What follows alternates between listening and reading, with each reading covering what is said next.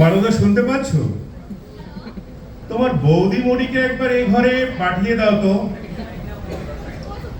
মানদা, কি হলো কি? কিছুতেই সাড়া দেবে না?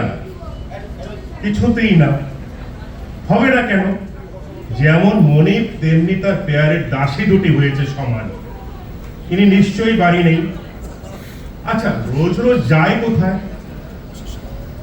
হয় উনি থাকবেন বাড়িতে, নয়তো আমি। রাত ৮টা বাজে, এখনো বাড়ির গিন্নির দেখা নেই। ব্যাপারটা কি? হ্যাঁ, মানদা, মানদা, শিগগির এক কাপ চা দেবে রে। মাথা, ও মা, তুমি তুমি কখন এলে? মানদা, এক কাপ না, 2 কাপ, তাড়াতাড়ি। লাগবে না। কেন? কেন লাগবে না? চা খেয়ে এসেছো? কোত্থেকে গো? জমের বাড়ি থেকে। তাই? ভালো। মানদা, 2 কাপ না, 1 কাপ। দাদাবাবু খাবে না। চাবিটা দেখে। কিসের চাবি? আমার আলমারির চাবি। কি দরকার বলো, আমি বের করে দিচ্ছি। থাক, আমি পারবো। পারবে না, উল্টে ঝামেলা বাঁধাবে। কোনোদিন অভ্যেস নেই। এই, তক্ক করো না, তক্ক করো না, একদম তক্ক করবে না, আমি পারবো। কি ব্যাপার বলো তো, মেজাজ এত খারাপ? ওমা, সুটকেসে কাপড় ভাঙছো কেন? কোথাও যাবে নাকি? হ্যাঁ, কোথায় গো? জমের বাড়ি। উনি থাকে কোথায়? কে? কেন, মিস্টার জব? তার মানে? তুমি এখনই বললে ওখান থেকে চা খেয়ে এসেছো, তারপর আবার বলছো জামা কাপড় সুটকেসে ভরে ওখানেই যাচ্ছ। তাই জিজ্ঞেস করছি উনি কোথায় থাকেন। চুপ করো। তোমার সাথে মশকরা করার আমার কোনো ইচ্ছেই নেই। বলি, এতক্ষণ ছেলে কোথায়? ওমা, সিনেমা দেখতে গিয়েছিলাম। তোমাকে বলিনি বুঝি? দিলওয়ালে দিলখানওয়া লে যায়। বাহ, চমৎকার চমৎকার। সত্যি চমৎকার। লাস্ট সিনটা যা দেখতে না, শাহরুখকে মেরে মেরে শট করে ফেলে দিয়েছে। এদিকে অমরেশ পুরী কাজলকে ধরে রেখেছে, ট্রেন ছেড়ে দিয়েছে। একটা হাত বাড়িয়ে ও একটা হাত বাড়িয়ে, ওগো ওগো, তুমি যদি একবার দেখতে গো, আমি তো কেঁদে কেটে এক সার।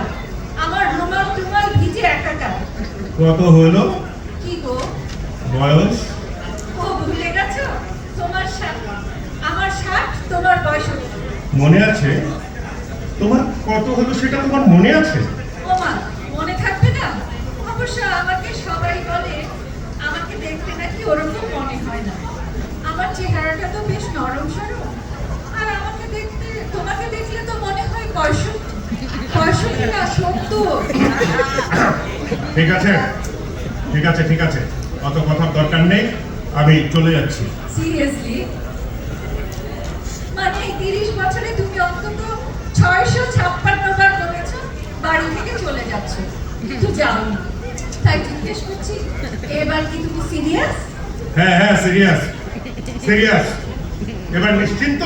না না, নিশ্চিন্ত হবো কি করে? আগে তুমি যাও তো, না গেলে বিশ্বাস নেই বাবা।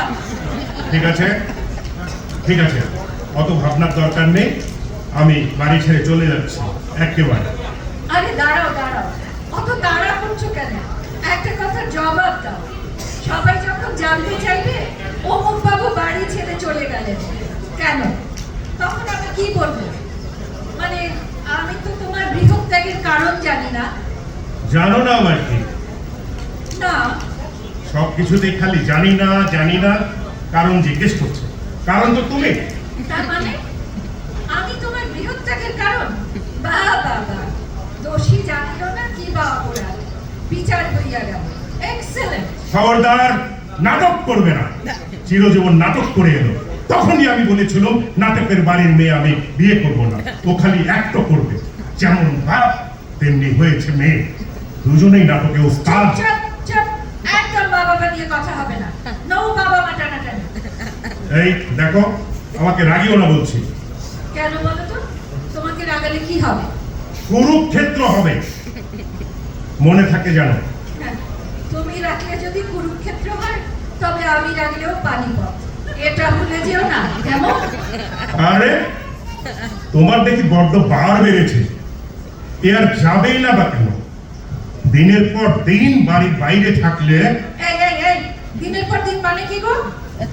পর পর 7 দিন, পর পর 7 দিন আমি তোমায় বাড়ি ফিরে দেখিনি। চেঁচাচ্ছে। আজ রাতটায় ফিরেছ, বলি এটা বাড়ি না ধর্মশালা? চেঁচিও না, ষাঁড়ের মতো গলা নাওয়া। এক্ষুনি পাড়ার লোক এসে জড়ো হবে।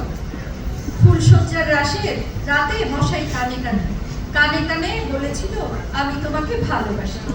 সেটাও গলির মোড়ে মিষ্টির দোকান পর্যন্ত শোনা গিয়েছিল। পাড়ার লোকে সবাই বলা বলি করছিল, আহারে ফুলসজ্জার রাতেই ছেলেটার মাথা খারাপ হয়ে গেল, ভালোবাসি বলে চেঁচাচ্ছে।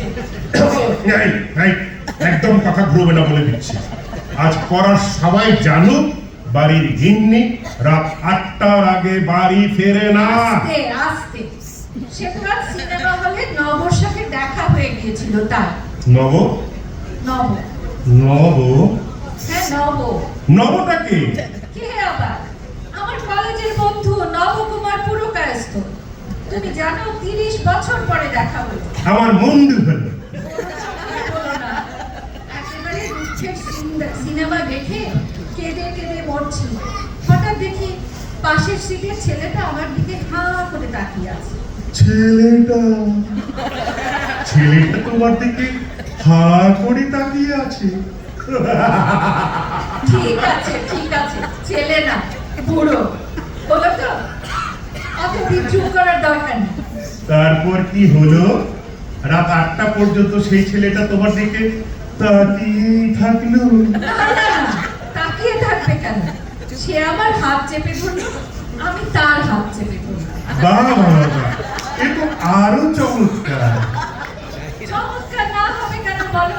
30 বছর পরে দু বন্ধুর দেখা হয়েছে, কথাই শেষ হচ্ছে না। কিন্তু রাত্রি হয়ে গেল বলে আমাকে চলে আসতে হলো। আমার কি যে খারাপ লাগছিল, এত কান্না পাচ্ছিল। ওই হাফ কাইস তো তোমার বন্ধু? না, পুরো ওই হলো। কলেজে আমাদের মধ্যে এত ভাব ছিল যে সবাই আমাদেরকে উত্তম সুচিত্রা বলে ডাকে। ও অনেকটা উত্তম দেখতে, তাই। ঠিক আছে, অনেক হয়েছে, আমি চললাম। অমন গলায় বলার দরকার নেই, আমি চললাম। যা গলা আমি এমনিতেই শুনতে পাচ্ছি। সেই তখন থেকে তো হেরে গলা, ষাঁড়ের গলা, অনেক কিছু শুনলাম। জানো, কলেজ জীবনে সবাই আমাকে সৌমিত্রের গলার মতো বলতো। গলা দিয়ে কি হবে গো? চেহারাটা যদি একবার ওনার মতো হতো তাহলে বুঝতাম। মানে? তোমাকে তো দেখলে মনে হয় অমরেশপুরীর যমজ ভাই। কি পুরি? অমরেশপুরী। সেটা কি জিনিস? হিন্দি সিনেমা দেখোনি? তা জানবে কি করে? মুখখানা দেখলে না দাঁত কপাটি লেগে যায়। আমি হিন্দি সিনেমার ভিলেন? আমাকে ওই লোকটার মতো দেখতে? ঠিক তো, এই জন্য আমারও মাঝে মাঝে দাঁত কপাটি লাগে। আমাকে দেখে তোমার দাঁত কপাটি লাগে? বলি আর কত অপমান তুমি আমায় করবে? ঠিক আছে, আমার ভাল লাগছে না, আমি চললাম। এসো দুর্গা। ও হ্যাঁ, কাশির ওষুধটা নিয়েছো? না, নেইনি। কেন? সারা রাত তো কাশবে, খক্কর। পাশের লোকের অসুবিধা হবে না? সবাই তো আর আমি নই সারা রাত পাশে বসে বুকে হাত গলিয়ে দিবে। পাশের লোক? ওমা, সেটা আবার কে? সে কি, পাশে লোক থাকবে না? মানে? তুমি তো মরতেও একা থাকতে পারো না, পাশে লোক তো থাকতেই হবে।